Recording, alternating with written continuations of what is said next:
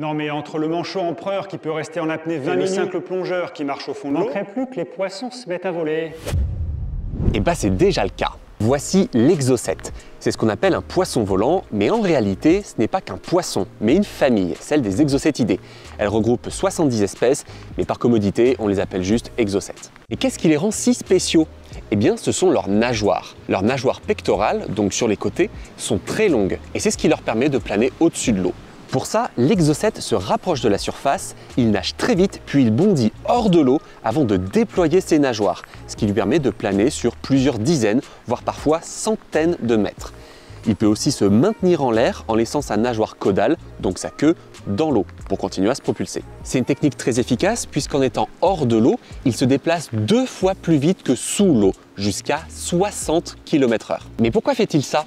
Eh bien, pour échapper aux prédateurs. L'exocète est chassé par des grands poissons, comme les espadons et les thons. En sortant de l'eau, ils s'enfuient donc plus vite et ils quittent leur champ de vision. Mais ils entrent dans celui des oiseaux marins, comme les goélands et les frégates, qui se mettent alors à les chasser. D'ailleurs, fun fact, l'exocète, c'est le symbole de l'Office des postes et télécommunications de Polynésie française. Faut juste espérer que le courrier se fasse pas manger par un espadon ou un goéland.